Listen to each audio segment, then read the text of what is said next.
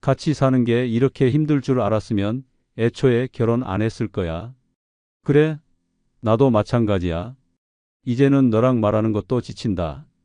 부부 관계는 갑자기 끝나는 것이 아닙니다. 사랑이 사라지는 순간도 없습니다.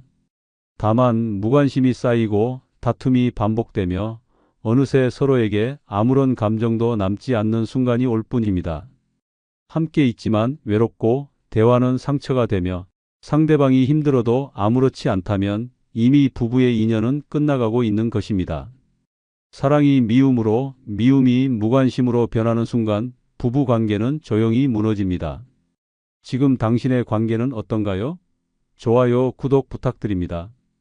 부부의 인연이 끝났다는 첫 번째 신호는 모든 대화가 결국 다툼으로 끝날 때입니다. 대화가 사라진 부부는 위험하지만 대화할 때마다 싸우는 부부는 이미 끝을 향해 가고 있습니다. 대화는 관계를 유지하는 필수 요소입니다.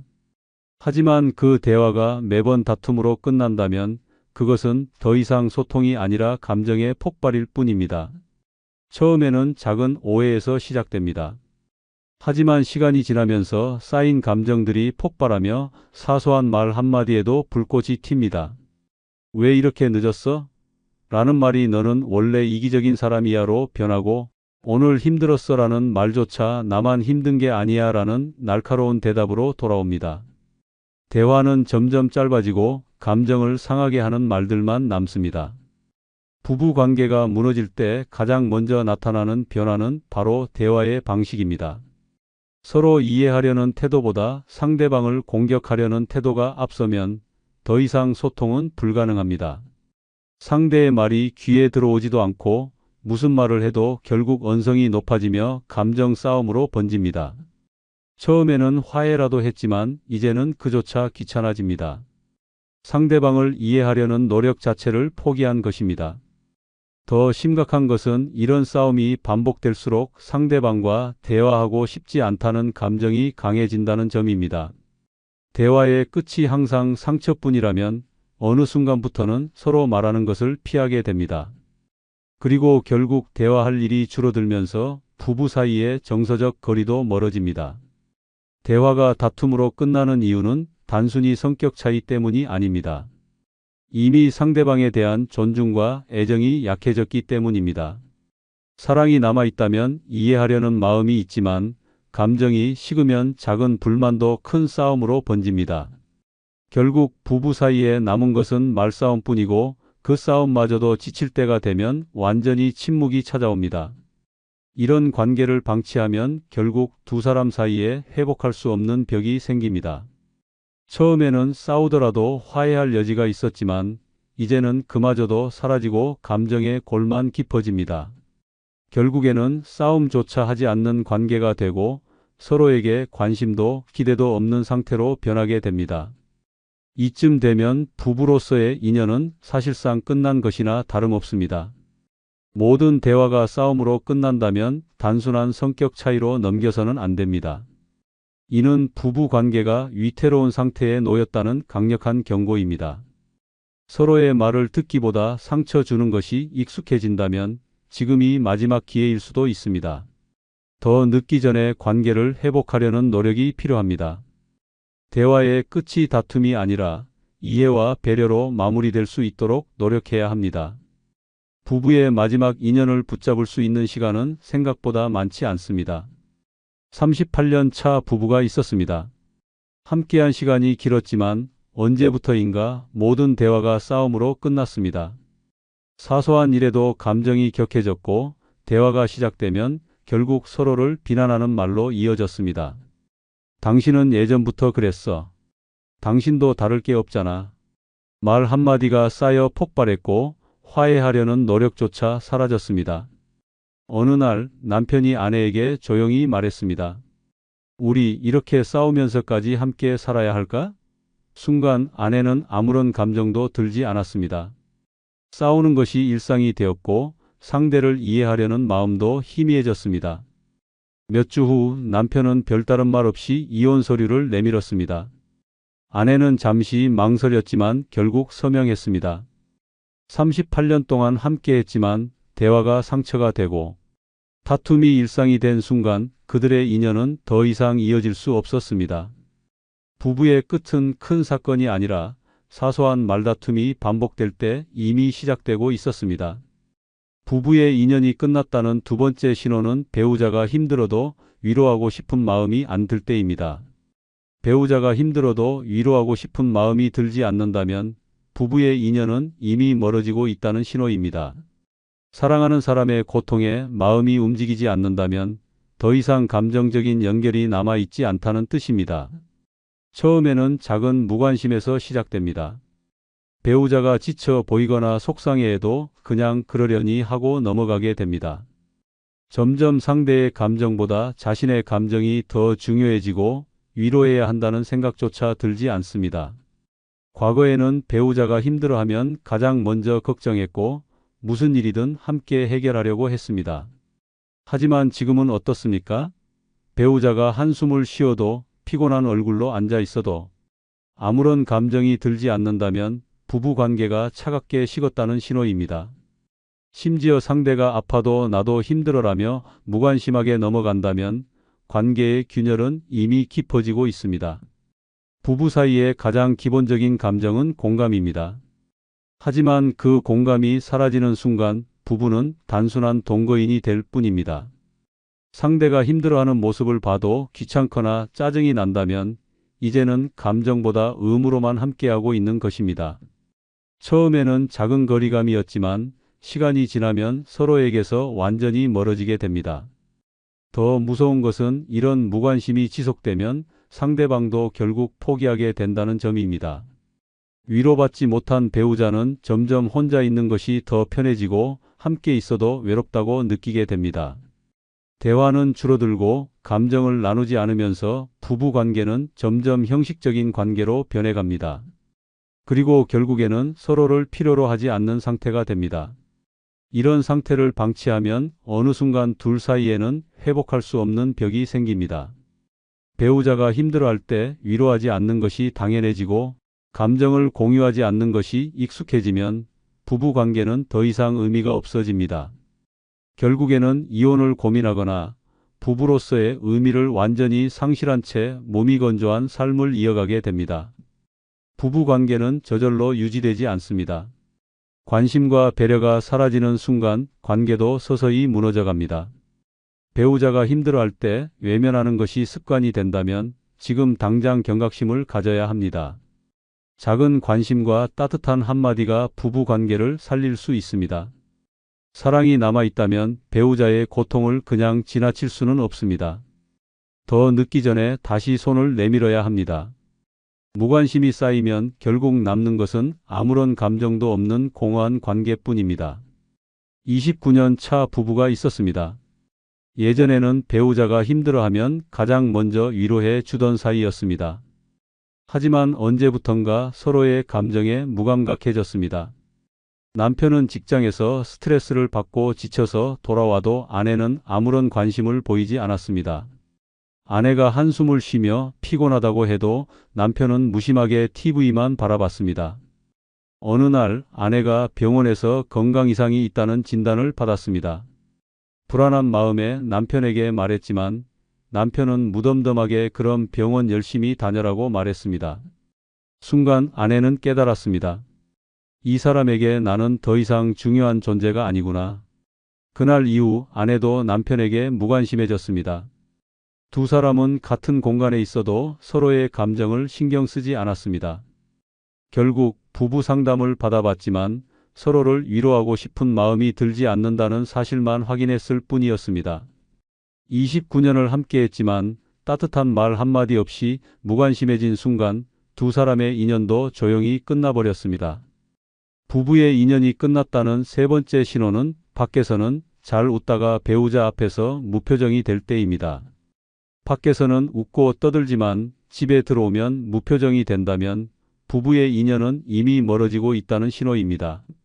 사람은 좋아하는 사람 앞에서는 자연스럽게 감정을 표현합니다. 하지만 배우자 앞에서 무표정해진다면 그 관계는 감정이 메말라가고 있다는 뜻입니다. 처음에는 피곤해서 혹은 기분이 좋지 않아서라고 생각할 수 있습니다. 하지만 시간이 지나도 배우자 앞에서는 웃음이 나오지 않고 말수도 줄어든다면 더 이상 상대에게 감정을 쓰고 싶지 않다는 의미입니다. 밖에서는 밝고 활기차게 행동하면서도 집에 오면 무표정해진다면 그것은 이 사람과는 감정을 나누고 싶지 않다는 무의식적인 신호일 수 있습니다. 더 심각한 것은 이런 상태가 지속되면 배우자도 이를 느끼게 된다는 점입니다. 처음에는 무슨 일 있어? 라고 물어보지만 무미건조한 대답이 반복되면 더 이상 묻지 않게 됩니다. 그렇게 대화가 줄어들고 감정 표현이 사라지면서 부부 사이는 점점 더 멀어집니다. 결국에는 같은 공간에 있어도 서로를 신경 쓰지 않는 상태가 됩니다. 배우자 앞에서 무표정해지는 이유는 여러 가지가 있습니다. 상대방에 대한 애정이 식었거나 더 이상 함께 있는 것이 편하지 않거나 대화할 필요조차 못 느끼기 때문입니다. 과거에는 함께 있으면 자연스럽게 웃음이 나왔지만 이제는 그 사람이 주는 감동이나 재미가 사라진 것입니다. 이런 상태를 방치하면 부부 관계는 회복이 어려운 지경에 이릅니다. 서로가 무표정한 얼굴로 마주하다 보면 감정의 온도는 더욱 차가워지고 나중에는 최소한의 대화조차 귀찮아집니다. 싸우는 것보다 더 무서운 것은 무관심입니다. 감정을 표현하는 것조차 의미가 없다고 느낀다면 이미 부부의 인연은 끝나가고 있습니다. 배우자 앞에서 무표정해지는 것은 단순한 기분 탓이 아닙니다. 감정을 공유하고 싶지 않다는 깊은 신호일 수 있습니다. 아직 늦지 않았다면 작은 미소라도 먼저 건네야 합니다. 한 사람의 표정 변화가 부부 관계를 되살릴 수도 있습니다. 무표정이 익숙해지는 순간 부부의 관계는 돌이킬 수 없을 만큼 멀어질 수 있습니다. 36년 차 부부가 있었습니다. 남편은 밖에서는 누구보다 유쾌한 사람이었습니다. 친구들과 있을 때는 농담을 던지고 환하게 웃었습니다. 하지만 집에만 들어오면 얼굴이 굳었습니다. 아내가 말을 걸어도 무덤덤했고 식사 시간에도 조용히 밥만 먹었습니다. 처음에는 아내가 피곤해서 그러겠지라고 생각했습니다. 하지만 이 상태는 몇 년째 이어졌습니다. 어느 날 아내는 남편이 회사 동료들과 웃으며 통화하는 것을 들었습니다. 순간 마음이 텅 비는 기분이 들었습니다. 이 사람은 나와 함께 있을 때만 무표정하구나. 그날 이후 아내도 더 이상 남편에게 말을 걸지 않았습니다. 둘은 한 집에 살면서도 서로의 존재를 신경 쓰지 않았습니다. 결국 남편이 먼저 말했습니다. 우리 이렇게 사는 게 맞을까? 그렇게 36년의 결혼 생활이 끝났습니다. 부부의 끝은 싸움이 아니라 서로에게 무표정해지는 순간부터 시작됩니다. 부부의 인연이 끝났다는 네 번째 신호는 서로의 말이 상처가 되는데도 신경 쓰지 않을 때입니다. 부부 관계가 끝나가는 가장 확실한 신호는 서로에게 내뱉는 말이 상처가 되어도 아무렇지 않게 여기는 순간입니다. 말은 관계를 이어주는 다리이지만 독이 된 말은 그 다리를 무너뜨립니다. 처음에는 작은 실수였지만 시간이 지나면서 날카로운 말들이 습관이 됩니다. 당신 때문에 내 인생이 망가졌어. 같이 사는 게 지겹다. 이런 말들이 오가지만 이제는 누구도 상처받지 않습니다. 그저 무덤덤할 뿐입니다. 사랑이 있을 때는 상대의 말 한마디에도 감정이 흔들립니다.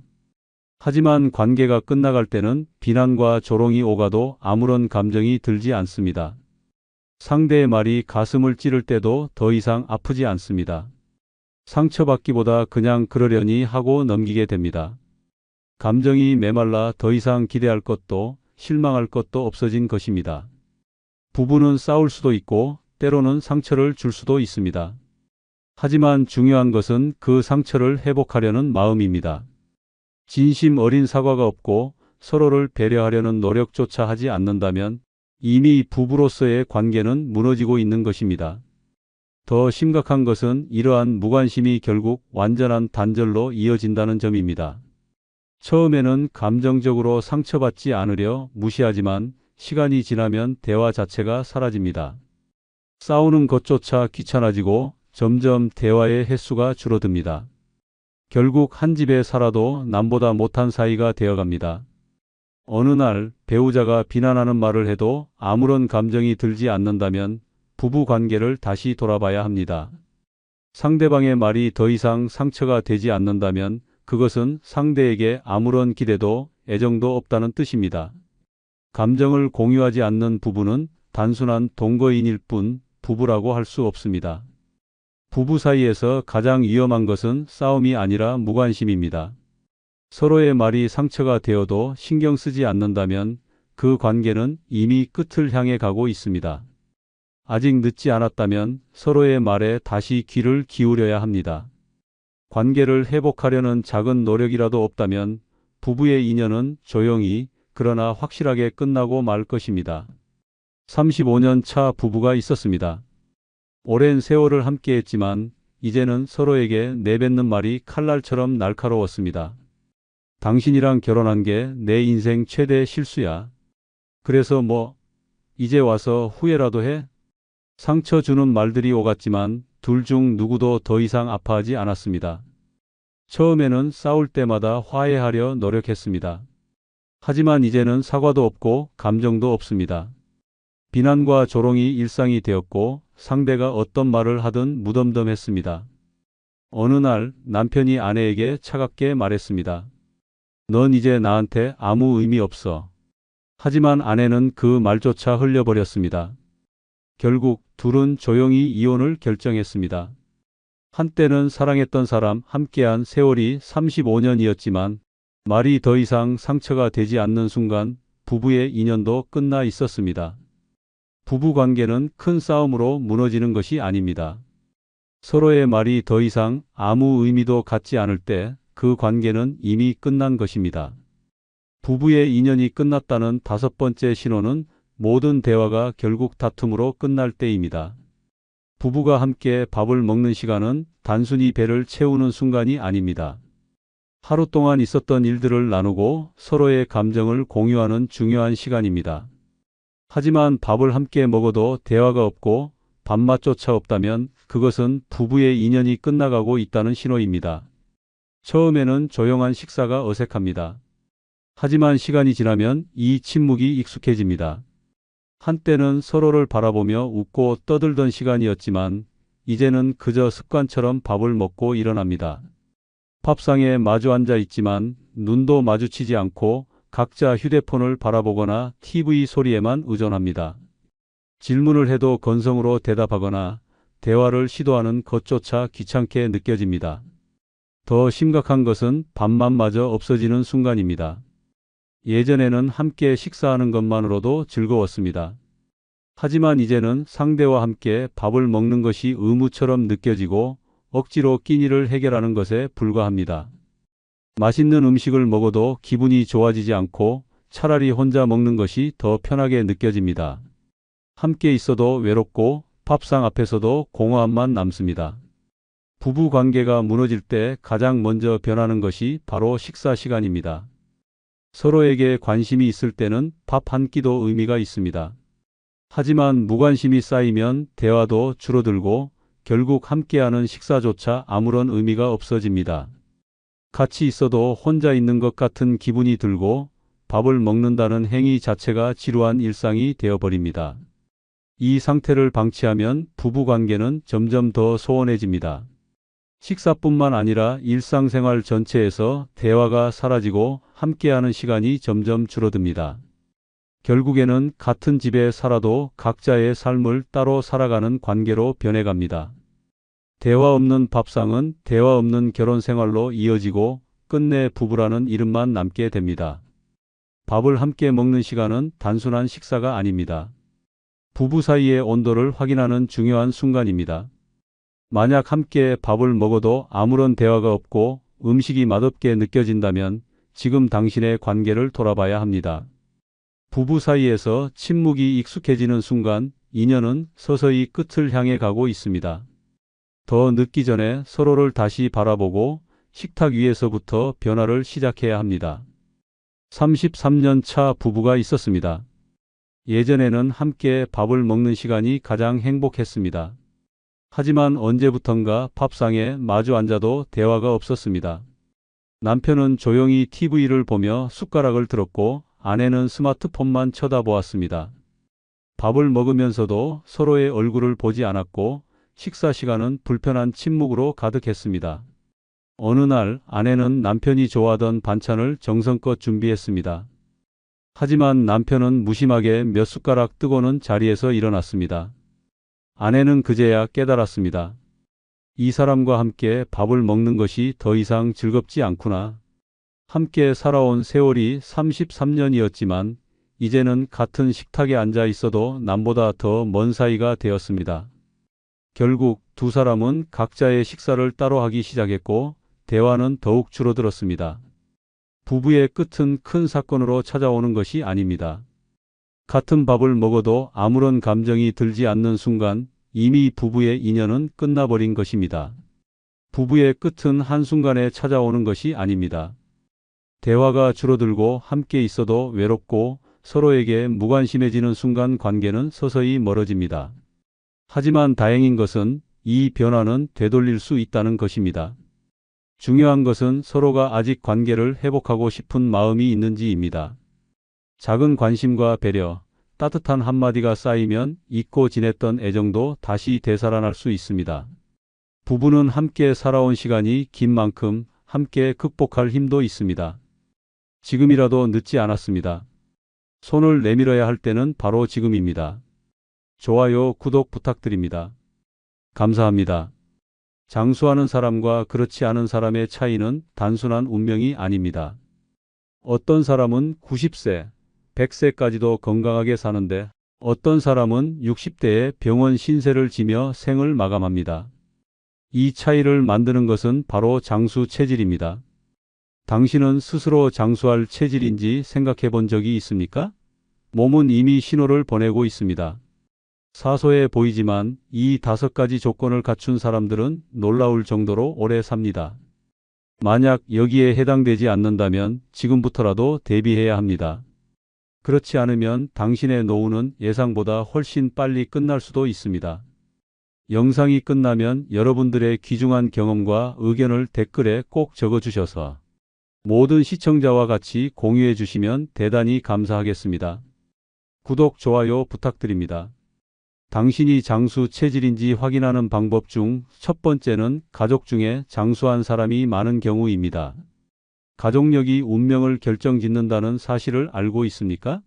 부모, 조부모, 그리고 그 윗세대까지 장수한 사람이 많다면 당신 역시 장수 체질일 가능성이 높습니다. 유전자는 인간의 수명을 좌우하는 강력한 요소 중 하나입니다. 아무리 건강한 생활을 한다고 해도 유전적인 요인이 받쳐주지 않으면 긴 세월을 버티기가 쉽지 않습니다. 장수하는 집안과 단명하는 집안의 차이는 극명합니다.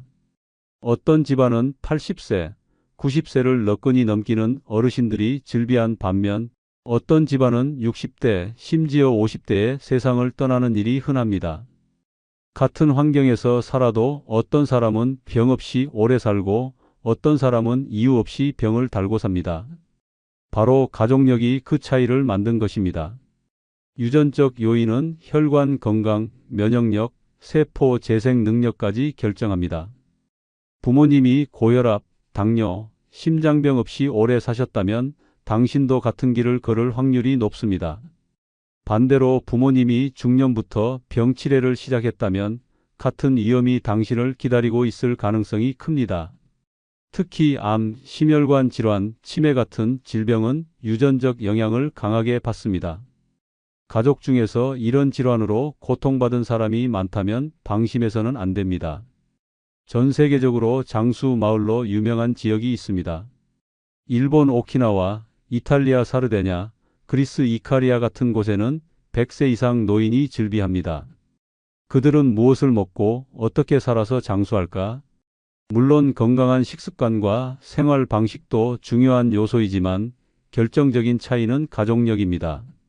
그 지역 사람들은 대대로 장수 유전자를 물려받았기 때문에 병에 강하고 세포 노화 속도도 느립니다.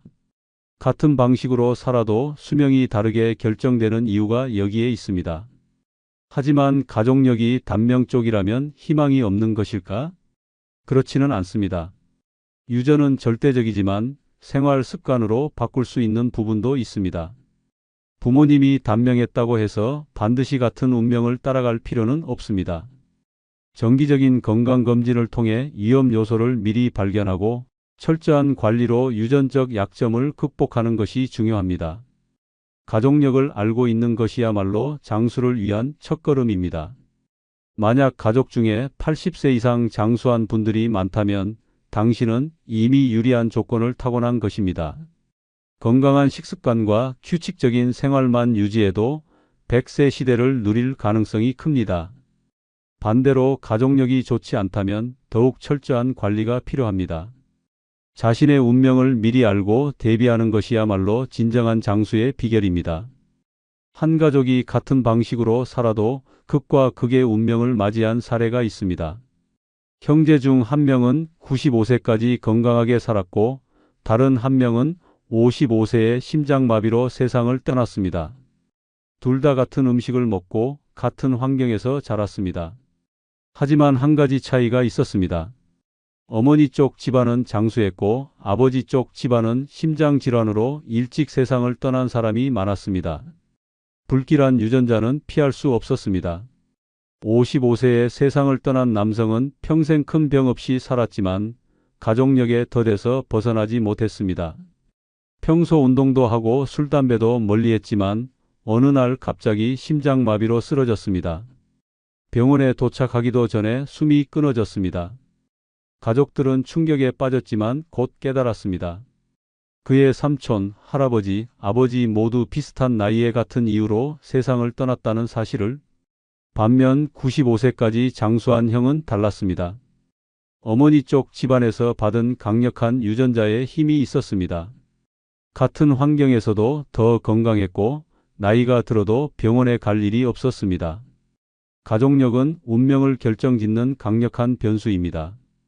당신의 가족력을 아는 것이야말로 생존 전략이 될 수 있습니다. 두 번째는 혈압과 혈당이 정상 범위인 경우입니다.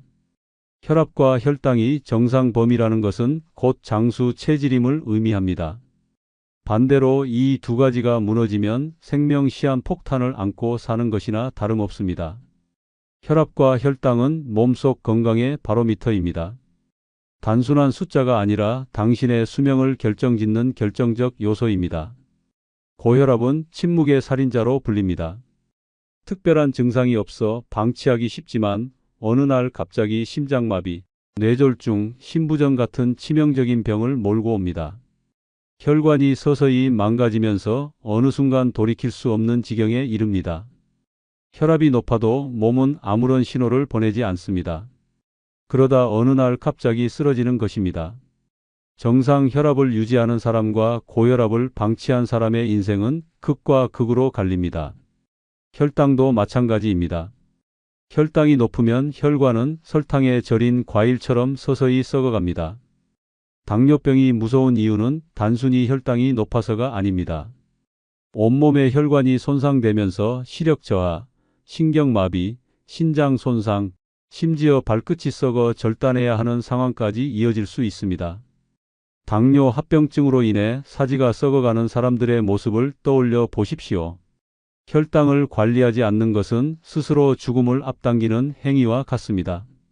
혈압과 혈당이 정상 범위라면 이미 장수 체질을 타고난 것입니다.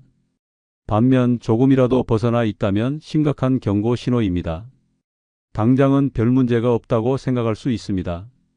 하지만 고혈압과 고혈당은 조용히 몸을 망가뜨립니다. 오늘의 방심이 내일의 병원 침대를 예약하는 것과 같습니다. 정상 혈압과 혈당을 유지하는 것은 단순한 건강관리가 아니라 생명을 지키는 싸움입니다. 나이가 들수록 혈관과 장기는 점점 약해집니다. 젊었을 때는 버틸 수 있던 것도 시간이 지나면서 더 이상 견디지 못합니다. 나중에 후회하지 않으려면 지금 바로 혈압과 혈당을 점검해야 합니다. 장수하는 사람들은 예외 없이 이 두 가지를 철저히 관리합니다. 그렇지 않다면 삶의 마지막이 병원에서의 투병으로 끝날 가능성이 높습니다. 장수를 원한다면 혈압과 혈당부터 확인해야 합니다. 정상 범위에서 벗어나는 순간 시한부 인생이 시작될 수도 있습니다. 건강한 노후를 보내고 싶다면 지금부터라도 혈관을 지켜야 합니다. 75세 박 씨는 평생 건강하다고 믿었고 병원도 거의 가지 않았습니다. 하지만 어느 날 갑자기 쓰러졌습니다. 원인은 뇌출혈이었습니다. 가족들은 충격에 빠졌습니다. 그는 평소 아무런 증상도 없었고 특별히 아픈 것도 없었습니다. 하지만 검사 결과 그의 혈압은 정상 범위를 한참 벗어나 있었습니다. 고혈압을 방치한 결과 혈관이 서서히 망가지고 있었던 것입니다. 결국 그는 다시는 일어나지 못했습니다. 78세 또 다른 여성은 당뇨병 진단을 받고도 대수롭지 않게 여겼습니다. 조금만 조심하면 괜찮겠지. 하지만 그 조금이 문제였습니다. 단 음식을 좋아했고 생활 습관도 바꾸지 않았습니다. 몇 년 후 그녀의 발끝이 썩기 시작했습니다. 혈관이 망가져 혈액순환이 되지 않았기 때문입니다. 결국 발을 절단해야 했습니다. 평범했던 삶이 순식간에 무너졌습니다. 혈압과 혈당은 방심하는 순간 치명적인 결과를 불러옵니다. 괜찮겠지라는 생각이 인생을 송두리째 바꿀 수 있습니다. 조용히 진행되는 건강의 붕괴를 절대 가볍게 생각해서는 안 됩니다. 세 번째는 규칙적으로 운동하는 습관이 있는 경우입니다. 운동을 규칙적으로 하지 않는 것은 스스로 수명을 깎아먹는 것과 같습니다. 인간의 몸은 움직이도록 설계되어 있습니다. 하지만 편리함에 익숙해진 현대인은 걷는 것조차 귀찮아합니다. 차를 타고 이동하고 엘리베이터를 이용하고 하루 종일 의자에 앉아 생활합니다. 이렇게 살아가면 몸은 점점 녹슬어가고 결국 병들어 쓰러지는 순간이 찾아옵니다. 운동 부족은 조용한 살인자입니다. 근육이 약해지면서 허리 통증이 시작되고 관절이 약해지면서 작은 충격에도 쉽게 다칩니다. 심폐 기능이 저하되면서 계단 몇 개만 올라가도 숨이 차고 면역력도 급격히 떨어집니다. 무엇보다 혈관 건강이 무너지면서 고혈압, 당뇨, 심근경색 같은 치명적인 질병들이 줄줄이 따라옵니다. 운동을 안 하면 몸이 살찌는 것이 문제가 아니라 몸속 장기와 혈관이 망가지는 것이 더 큰 문제입니다. 규칙적으로 운동하는 사람과 그렇지 않은 사람의 노후는 극과 극으로 갈립니다. 운동을 꾸준히 한 사람은 80세, 90세가 되어도 허리가 곱고 걸음걸이에 힘이 있습니다. 반면 운동을 하지 않은 사람은 60대부터 휘청거리고 70대만 되어도 거동이 불편해집니다. 같은 나이인데도 한쪽은 활기찬 노년을 보내고 다른 한쪽은 병상에 누워 있습니다. 그 차이를 만든 것은 단 하나, 운동 습관입니다. 운동을 하지 않으면 근육이 급격히 감소합니다. 특히 중년 이후부터는 1년에 1%씩 근육이 사라집니다. 근육이 사라지면 일어나는 것조차 힘들어지고 조금만 움직여도 피로가 몰려옵니다. 결국 침대에 눕는 시간이 길어지고 몸을 움직이지 않으니 더 약해지는 악순환이 시작됩니다. 그렇게 삶의 질이 무너지고 결국 고통 속에서 노년을 보내게 됩니다. 운동이야말로 장수의 필수 조건입니다. 하루 30분이라도 몸을 움직이면 혈액순환이 활발해지고 신진대사가 촉진되며 면역력까지 강화됩니다. 걸으면 심장이 튼튼해지고 근력 운동을 하면 뼈와 근육이 단단해집니다. 반대로 운동을 하지 않는다면 심장은 나빠지고 뼈는 약해지며 결국 몸이 망가져 갑니다. 늙어서 후회하지 않으려면 지금 당장 움직여야 합니다. 운동은 선택이 아니라 생존을 위한 필수 조건입니다. 걷고 뛰고 움직이지 않으면 당신의 몸은 서서히 썩어갈 것입니다. 나중에 병원 침대에 누워 후회하지 않으려면 지금부터라도 운동을 시작해야 합니다. 79세 김 씨는 젊었을 때는 튼튼한 체격을 자랑했지만 은퇴 후 집에서만 생활하며 운동을 완전히 끊었습니다. 처음에는 별 문제가 없었습니다.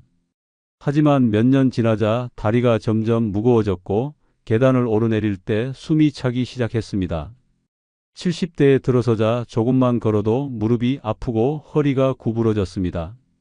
결국 혼자서 일어나는 것조차 힘들어졌고 몇 년 후 그는 휠체어 신세를 지게 되었습니다. 반면 비슷한 나이의 또 다른 남성은 달랐습니다. 매일 30분씩 빠르게 걸었고 가벼운 근력 운동을 꾸준히 했습니다. 그는 80세가 넘어서도 허리가 꼿꼿했고 혼자서 시장을 다니고 여행을 즐겼습니다. 같은 나이에 누군가는 침대에서 누워 지내고 누군가는 건강하게 활기찬 노년을 보내고 있었습니다. 그 차이를 만든 것은 오직 운동이었습니다. 운동을 멈추는 순간 몸은 서서히 망가집니다. 오늘의 나태함이 미래를 파괴합니다. 늙어서 후회하지 않으려면 지금 당장 움직여야 합니다. 네 번째는 스트레스를 잘 해소하는 경우입니다. 스트레스는 보이지 않는 독입니다. 아무리 건강한 사람도 스트레스를 제대로 해소하지 못하면 몸과 마음이 망가집니다. 조용히 그리고 치명적으로 건강을 갉아먹습니다. 혈압을 올리고 면역력을 떨어뜨리며 심장에 무리를 줍니다. 심지어 암 발생률까지 높입니다. 단순한 감정의 문제가 아니라 생명을 위협하는 요인입니다. 만성 스트레스에 시달리면 몸속에서 끊임없이 독소가 생성됩니다. 코르티솔이라는 스트레스 호르몬이 계속 분비되면서 혈관이 수축하고 혈압이 올라가며 심장은 과부하 상태가 됩니다. 그러다 결국 어느 날 갑자기 심장마비로 쓰러집니다. 평소 아무런 증상도 없던 사람이 갑자기 돌연사하는 경우 대부분 그 원인은 극심한 스트레스입니다. 정신적인 스트레스는 뇌까지 망가뜨립니다. 뇌 신경세포가 손상되면서 기억력이 저하되고 치매 위험이 커집니다. 스트레스를 잘 관리하는 사람은 나이가 들어도 머리가 또렷하지만 그렇지 않은 사람은 60대부터 건망증이 심해지고 결국 치매로 이어집니다. 건강한 노년을 원한다면 반드시 스트레스를 해소해야 합니다. 스트레스가 쌓이면 몸은 스스로 신호를 보냅니다. 갑자기 머리가 자주 아프거나 소화가 잘 되지 않거나 잠을 제대로 못 자는 증상이 나타납니다. 하지만 많은 사람이 이를 대수롭지 않게 여기고 그냥 넘깁니다. 그러다 결국 몸이 망가지는 순간이 찾아옵니다. 하루하루 쌓인 스트레스가 몸을 잠식해가는 것입니다. 동물들도 스트레스에 취약합니다. 실험에서 지속적으로 스트레스를 받은 쥐는 수명이 짧아지고 면역력이 급격히 저하되었습니다. 스트레스를 받은 개는 이유 없이 털이 빠지고 위장 장애를 겪으며 심지어 성격이 변해 공격적으로 변합니다. 동물도 이렇게 변하는데 하물며 인간은 어떻겠습니까? 끊임없는 스트레스 속에서 살아가는 사람은 몸속 장기가 점점 약해지고 결국 심각한 질병으로 이어질 수 있습니다. 스트레스를 해소하는 능력은 장수의 필수 조건입니다. 장수하는 사람들의 공통점은 긍정적인 사고방식과 유연한 마음가짐을 가지고 있다는 것입니다. 반면 쉽게 화를 내고 부정적인 감정에 휩싸이는 사람들은 수명이 짧아지는 경향이 있습니다.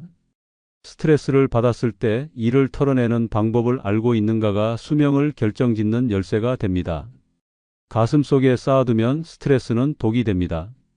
억누르면 병이 됩니다. 스트레스를 받았을 때 적절히 해소하는 것이야말로 건강한 삶을 위한 필수 요소입니다. 장수를 원한다면 스트레스를 다스리는 법부터 배워야 합니다. 그렇지 않으면 그 스트레스가 결국 당신을 집어삼킬 것입니다. 79세 정 씨는 평생 가족을 위해 희생하며 살아왔습니다. 하지만 성격이 예민하고 걱정이 많아 작은 일에도 스트레스를 심하게 받았습니다. 자식 문제, 경제적인 걱정, 사소한 인간관계까지 모든 것이 그의 마음을 짓눌렀습니다. 화를 내고 싶어도 참았고 속이 타들어가도 표현하지 않았습니다. 그러던 어느 날 갑자기 가슴을 부여잡고 쓰러졌습니다. 심근경색이었습니다. 병원에서는 너무 오랫동안 스트레스를 쌓아둔 결과라고 했습니다. 결국 그는 몇 년 후 우울증까지 겹쳐 건강이 급격히 악화되었습니다. 반면 80세 이 씨는 달랐습니다. 그도 인생에서 많은 어려움을 겪었지만 언제나 지나가면 별것 아니다라고 생각하며 스트레스를 털어냈습니다. 힘든 일이 생기면 친구들과 만나 웃고 가볍게 산책하며 기분을 전환했습니다. 덕분에 혈압도 정상이고 잠도 잘 잤습니다. 80세가 넘었지만 활력이 넘쳤고 주변 사람들은 그를 보고 젊은 사람보다 더 건강하다고 말했습니다. 스트레스는 몸을 망가뜨리는 보이지 않는 독입니다. 김씨처럼 속으로 삭히며 사는 사람과 이씨처럼 털어내는 사람의 삶은 극과 극으로 갈립니다. 오래 살고 싶다면 스트레스부터 다스려야 합니다. 다섯 번째는 하루에 7시간에서 8시간 충분한 숙면을 취하는 경우입니다. 수면 부족은 조용한 살인자입니다. 눈을 감고 자는 단순한 행위 같지만 숙면을 취하지 못하면 몸과 뇌가 서서히 망가집니다. 하루 이틀 잠을 못 자면 피곤하다고 느끼지만 그게 몇 년, 몇십 년 쌓이면 심각한 건강 문제가 터집니다. 불면증을 가볍게 여기면 안 됩니다. 잠을 충분히 자지 않는 사람은 오래 살지 못합니다. 잠을 못 자면 몸속에서는 치명적인 변화가 일어납니다. 면역력이 약해지고 혈압이 상승하며 혈당 조절이 망가집니다. 특히 뇌는 수면 중에 노폐물을 청소하는데 잠을 제대로 못 자면 뇌 속에 독소가 쌓여 치매 위험이 급격히 높아집니다. 기억력 저하, 집중력 감소는 물론이고 우울증과 불안장애까지 따라옵니다. 잠을 부족하게 자는 것은 뇌를 망치는 지름길입니다. 수면 부족은 암과도 직결됩니다. 미국 수면연구소에 따르면 하루 5시간 이하로 자는 사람은 암 발병률이 급격히 증가합니다. 특히 수면 중 분비되는 멜라토닌 호르몬이 암세포의 성장을 억제하는 역할을 하는데 잠을 제대로 못 자면 이 보호막이 사라지면서 암세포가 활발하게 증식합니다. 조금 피곤한 것뿐이라며 잠을 희생하는 사람은 이미 몸속에서 암을 키우고 있을지도 모릅니다. 또한 수면 부족은 심장을 망가뜨립니다. 밤늦게까지 깨어 있으면 교감신경이 과도하게 활성화되면서 심장이 끊임없이 긴장 상태를 유지합니다. 이런 상태가 반복되면 심근경색과 뇌졸중 위험이 높아집니다. 실제로 수면 시간이 6시간 이하인 사람들은 심장마비로 사망할 확률이 200% 이상 증가한다는 연구 결과도 있습니다. 잠을 줄이는 것은 심장을 혹사시키는 것과 같습니다. 반대로 하루 7시간에서 8시간 충분한 숙면을 취하는 사람들은 혈압이 안정되고 면역력이 강해지며 신체 기능이 최적의 상태로 유지됩니다. 노화 속도도 느려지고 피부까지 건강해집니다. 단순히 오래 자는 것이 아니라 깊은 숙면을 취하는 것이 중요합니다. 밤중에 자주 깨거나 뒤척이며 자는 것은 수면 부족과 다를 바 없습니다. 장수하는 사람들의 공통점은 잠을 잘 잔다는 것입니다. 반대로 수면 부족을 방치하면 서서히 몸이 망가지면서 수명이 단축됩니다. 잠은 죽어서도 잘 수 있다는 말은 위험한 착각입니다.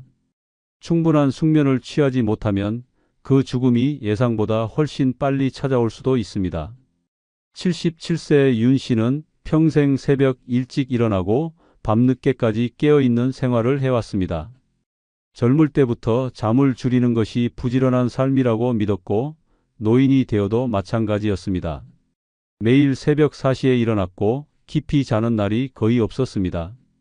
하지만 70대 중반이 되자 이상한 증상들이 나타났습니다. 기억력이 급격히 나빠졌고 자꾸만 어지러워졌습니다.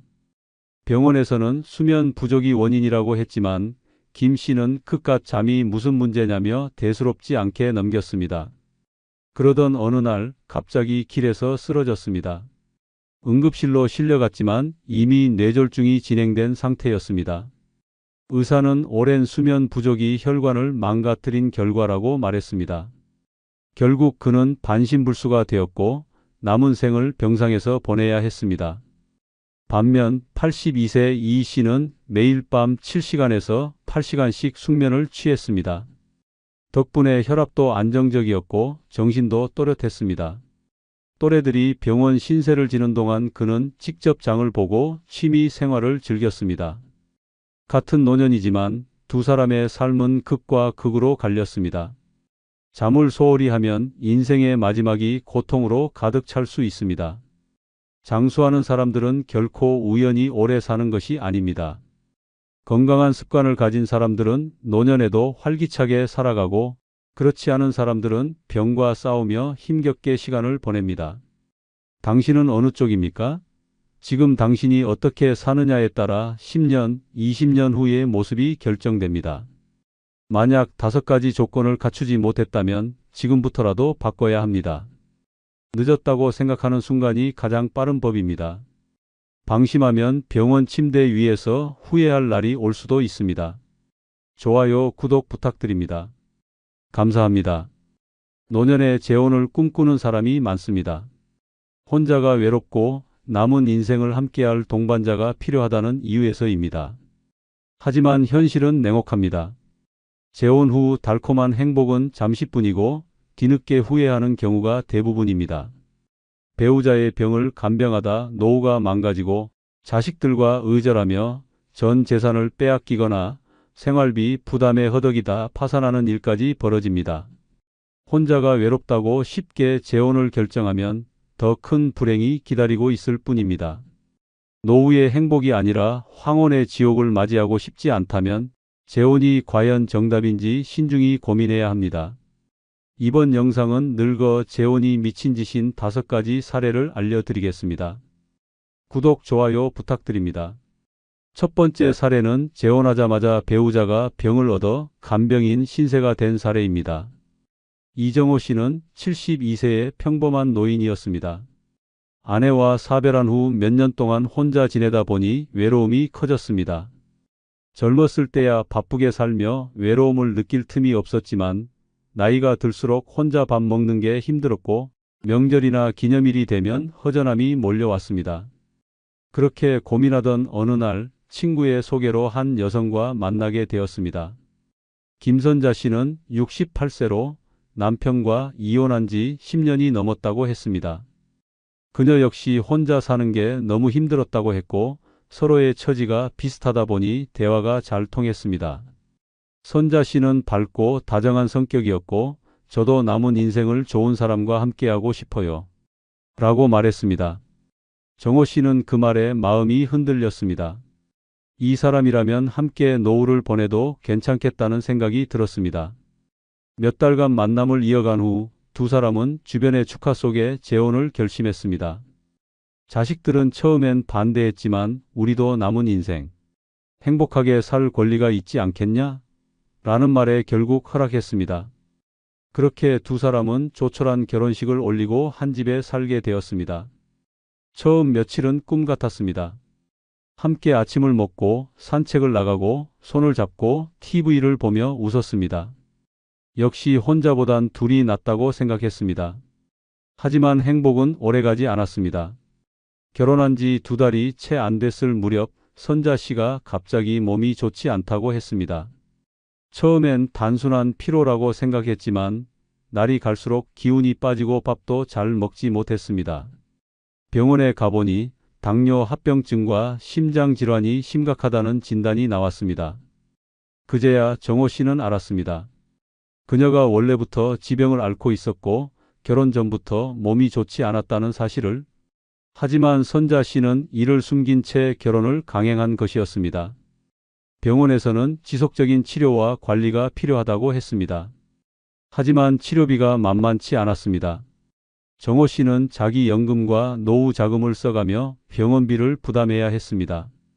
하지만 그것보다 더 힘든 건 간병이었습니다. 매일 약을 챙겨야 했고 음식을 조절해야 했으며 병원에 동행해야 했습니다. 심지어 그녀는 밤에도 숨이 가쁘다며 정호 씨를 깨워 도와달라고 했습니다.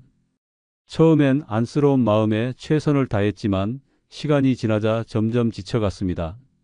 이 결혼이 잘못됐다는 걸 깨달은 건 선자 씨의 자식들이 등장했을 때였습니다. 평소에는 연락 한 번 없던 그녀의 자식들이 병세가 심해지자 찾아왔습니다.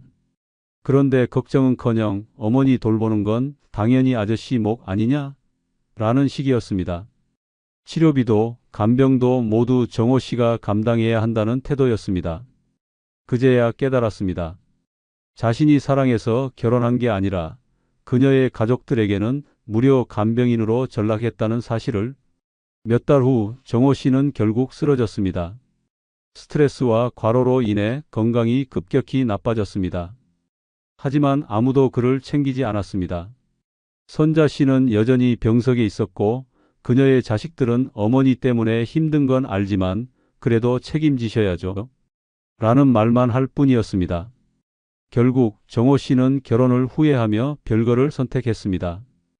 혼자 사는 것이 외롭다고 해서 무작정 재혼을 결정한 것이 얼마나 큰 실수였는지 뼈저리게 깨달았습니다. 사랑한다고 해서 모든 현실적인 문제가 해결되는 것이 아니었습니다. 상대방의 건강 상태, 경제적 상황, 가족 관계까지 꼼꼼히 따져보지 않으면 재혼은 행복이 아니라 고통이 될 뿐이었습니다. 노년의 재혼은 신중해야 합니다. 단순한 외로움 때문에 결혼을 결정하면 결국 더 큰 후회로 돌아옵니다. 특히 상대방의 건강 상태는 반드시 확인해야 합니다. 그렇지 않으면 사랑이 아닌 평생 간병 계약을 맺는 꼴이 됩니다. 두 번째 사례는 자식들이 재혼을 반대해 의절당한 사례입니다. 박영자 씨는 69세입니다. 남편을 먼저 떠나보낸 지 10년이 넘었고 그동안 자식들과 손주들만 바라보며 살아왔습니다. 하지만 시간이 지나면서 점점 혼자가 되는 시간이 많아졌습니다. 자식들은 각자 가정을 꾸리느라 바빴고 손주들도 크면서 연락이 줄어들었습니다. 하루 종일 집에서 TV를 보거나 창밖을 바라보는 것이 일상이 되었습니다. 그런 그녀 앞에 한 남자가 나타났습니다. 이동식 씨는 72세로 오랫동안 혼자 지내왔다고 했습니다. 동네 경로당에서 우연히 마주치면서 몇 마디 나누던 사이였는데 하루는 그가 다가와 먼저 말을 걸었습니다. 박 여사님, 우리 나이쯤 되면 혼자가 제일 힘든 거 아닙니까? 라는 말에 가슴이 철렁했습니다. 혼자가 너무 외로웠습니다. 그날 이후 두 사람은 자주 만났습니다. 함께 시장을 가고 공원을 산책하며 소소한 일상을 공유했습니다. 오랜만에 누군가와 함께 밥을 먹는다는 것이 행복했습니다. 이동식 씨는 다정했고 늘 그녀를 웃게 만들었습니다. 자식들조차 바쁘다며 연락 한 통 없을 때 그는 늘 곁에서 챙겨줬습니다. 그렇게 몇 달이 지나자 자연스럽게 재혼 이야기가 나왔습니다. 우리 같이 살면 좋지 않겠어요? 라는 말에 고민했지만 나도 내 행복을 찾아야 한다는 생각이 들었습니다. 하지만 문제는 자식들이었습니다. 영자 씨가 재혼 소식을 전하자마자 아들과 딸은 격렬하게 반대했습니다. 엄마, 대체 무슨 생각이에요? 이 나이에 결혼해서 뭐 하려고요? 혹시 저 남자가 엄마 돈 노리는 거 아니야? 라는 말들이 쏟아졌습니다. 자식들의 반응은 냉담했습니다. 영자 씨는 억울했습니다. 평생 가족만을 위해 희생하며 살아왔는데 이제 와서 자신의 행복을 찾겠다고 하니 손가락질을 했습니다. 며칠 뒤 아들이 집으로 찾아왔습니다. 엄마, 솔직히 말해요. 그 사람 엄마한테 돈 빌려달라고 한 적 없어요? 라는 말에 억장이 무너졌습니다. 네, 엄마가 그렇게 돈밖에 모르는 사람이야? 라고 말했지만 아들은 듣지 않았습니다. 엄마가 지금은 모르겠지만 저런 사람들 다 목적이 있어서 접근하는 거예요. 라는 말이 돌아왔습니다. 결국 큰 소리가 오갔고 아들은 엄마 마음대로 하세요. 하지만 우리랑은 끝입니다. 라는 말을 남기고 집을 나갔습니다. 딸도 마찬가지였습니다. 엄마, 아빠 돌아가시고 나서 그렇게 외로웠어요? 그래도 가족이 있는데라는 말을 했지만 가족이 영자 씨를 챙겨준 적은 없었습니다.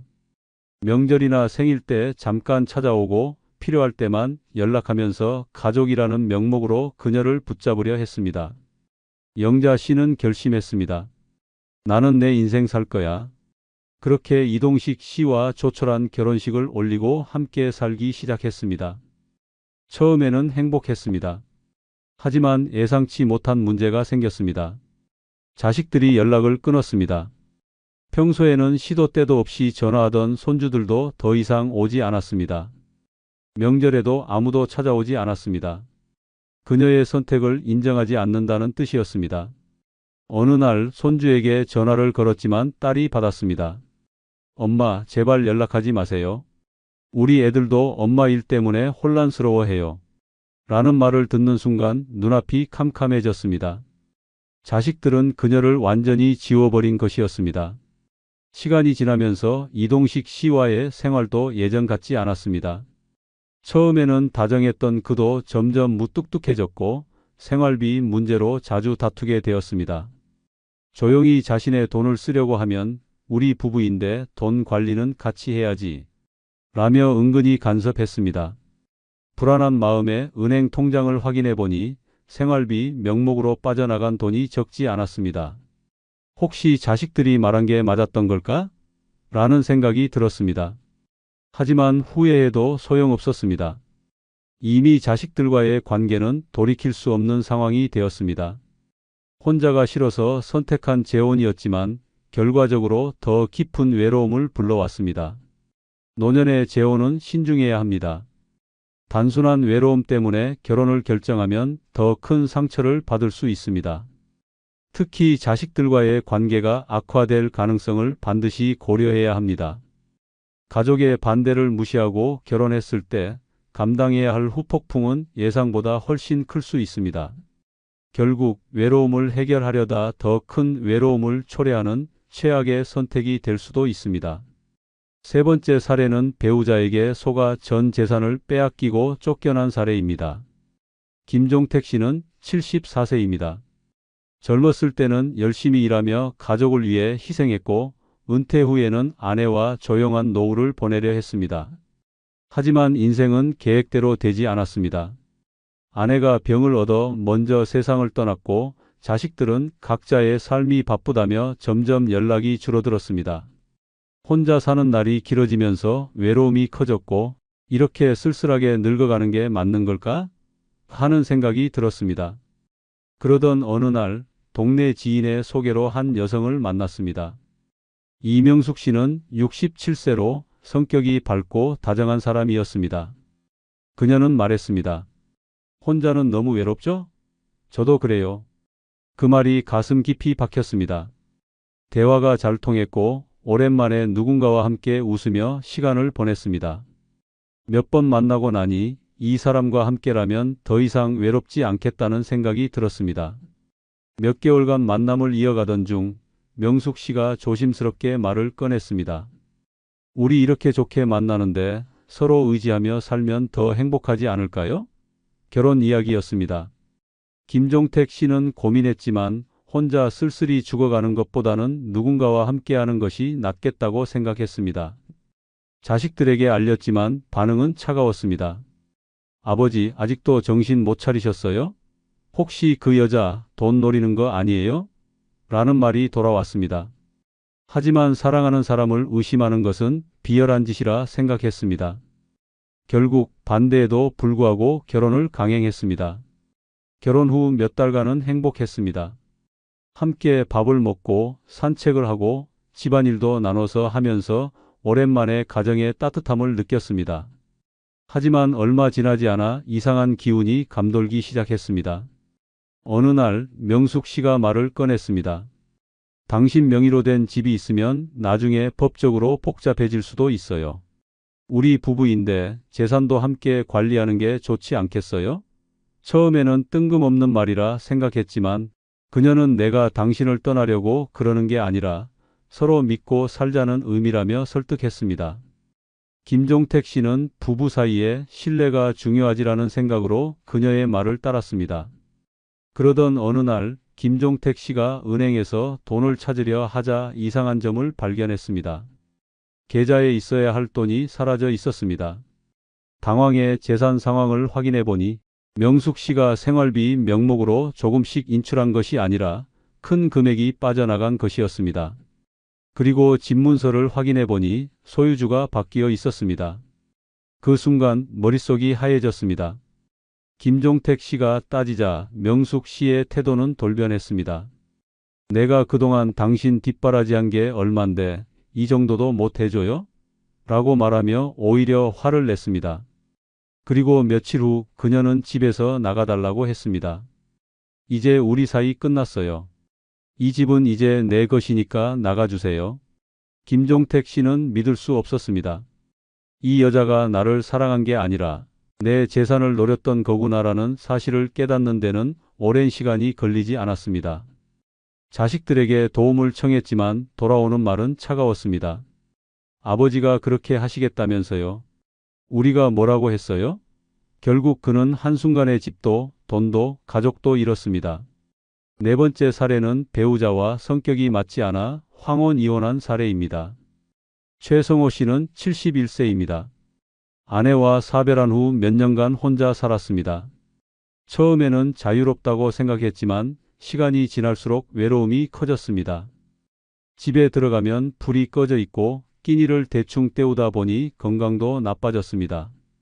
자식들은 바쁘다는 핑계로 연락이 뜸했고 명절에도 얼굴 보기 힘들어졌습니다. 결국 이렇게 혼자 늙어가다 가는 건가 하는 생각이 들었습니다.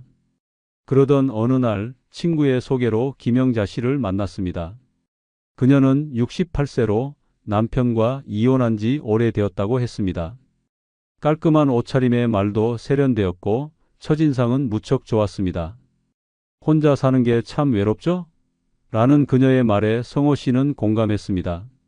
오랜만에 누군가와 깊은 대화를 나누고 함께 밥을 먹으니 살아있는 기분이 들었습니다. 몇 번의 만남 끝에 자연스럽게 재혼을 결심했습니다. 하지만 문제는 결혼 후부터 시작되었습니다.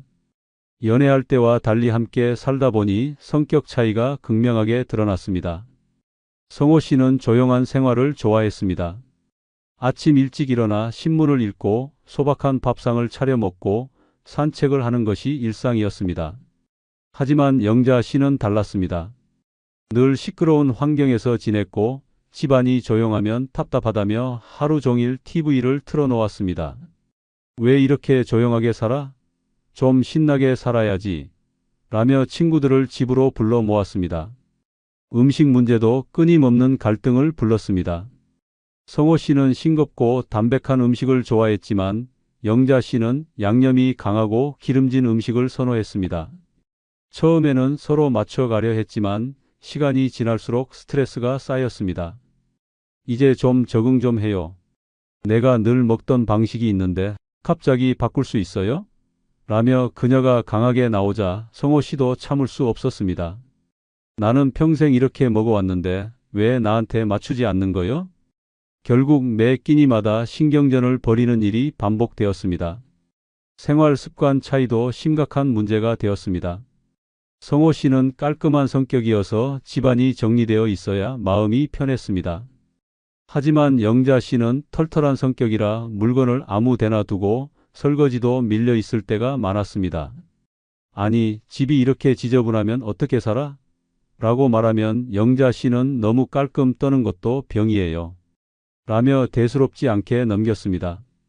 이런 생활이 몇 개월 지속되자 둘 다 지쳐갔습니다.